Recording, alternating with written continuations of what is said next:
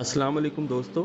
Social media पर पिछले कुछ दिनों से कुछ वीडियो और पिक्चर घूम रही हैं जिसमें वाज़िया तौर पर हरम शरीफ और सऊदी अरेबिया के दूसरे मुक़द्दस तरीन शहर मदीना के साथ साथ मक्का मुकरमा के रियाज अल जुर्फ के मकाम पर सुर्ख आंधी या तूफान को देख सकते हैं। बहुत लोग इसे ये कहकर शेयर कर रहे हैं कि ये अल्लाह पाक की तरफ से अजाब है, जिसे आजकल के मौजूदा हालात के तनाजुर में अगर हम देखें तो ज़्यादातर लोग इस पर यकीन भी कर लेंगे, क्योंकि हमने कोरोना के बाद खाना काबा का तवाफ भी रुकते हुए देखा। हाल ही में सऊद की यहूदो नसारा से दोस्तियां और इक़्तिदार की जंग और सऊदी अरेबिया के मुक़द्दस सरजमीन को मगरबी कल्चर में ढालने के इक़दामात के अलावा इस सुर्ख आंधी और तूफ़ान का जिक्र कुरान पाक जैसी मुक़द्दस किताब में एक अजाब के तौर पर मुशरिकीन और काफिरों के लिए कुछ यूँ मिलता है।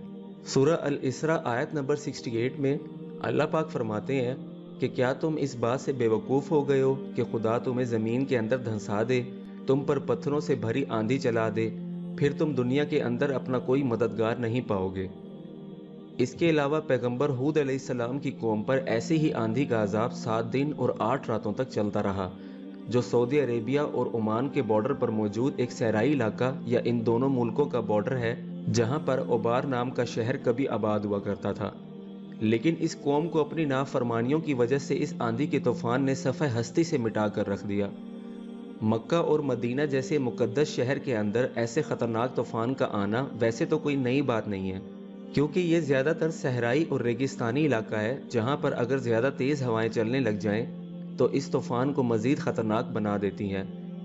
मगर 70 किलोमीटर पर घंटा की रफ्तार से चलने वाली इन तूफ़ानी हवाओं का रुख इस बार इन हालात के अंदर कुछ ऐसा देखने को मिला कि जैसे वाज़िया तौर पर अल्लाह पाक की नाराज़गी और कुर्ब क़यामत से पहले तमाम हालात का मुशाहिदा अपनी आंखों से कर रहे हैं। और इस तरह की कुदरती आफात का अचानक ज़ाहिर होना ये ज़ाहिर करता है कि अभी भी अल्लाह पाक की ज़ात इंसानों को ये वार्निंग दे रही है कि अभी भी टाइम है, तुम लोग संभल जाओ, तुम्हें हमेशा इस दुनिया में नहीं रहना।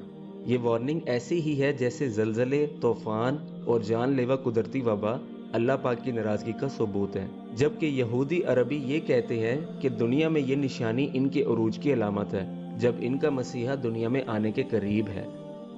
इसके नतीजे में वो पूरी दुनिया पर एक आलमी हुकूमत को कायम करके पूरी दुनिया पर वन वे ऑर्डर को चलाने वाले हैं। इस वक्त सऊदी अरेबिया पर इस तूफान की शिद्दत की वजह से हद निगाह ख़त्म हो गई थी।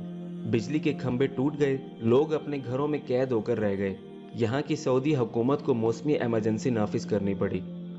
दोस्तों, कुदरती आफात चाहे किसी भी शक्ल में हो, अल्लाह पाक की नाराज़गी को ज़ाहिर करती हैं, क्योंकि माजी की कौमों का जिक्र जहाँ पर हमें कुरान पाक में मिलता है, वहाँ पता चलता है कि उनको भी उनकी नाफरमानियों की वजह से इन कुदरती आफात के ज़रिए सफ़े हस्ती से ही मिटा दिया। लेकिन आज इनका जिक्र मिलता है तो सिर्फ इसलिए कि क़यामत तक के इंसानों के लिए इन्हें इबरत के तौर पर रखा जाए। इसीलिए इन गैर मामूली कुदरती आफात को हम किसी भी तरह नज़रअंदाज नहीं कर सकते। ये सिर्फ अक्ल वालों के लिए निशानी है कि हम अभी भी संभल जाएं, दुनियादारी को छोड़कर इस आखिरत की और हमेशा की ज़िंदगी के लिए तैयारी करें। और हमें इन्हीं निशानियों को देखकर सबक हासिल करना है, क्योंकि क़यामत से पहले ना सिर्फ आसमान से फरिश्ते नाजिल होकर इंसानों को खबरदार करने आएंगे, और ना ही अब क़यामत तक इंसानों को कोई पैगंबर खबरदार करने के लिए आएगा। अल्लाह पाक हमें हिदायत दे और इन निशानियों को समझने की तौफीक अता फरमाए। आमीन।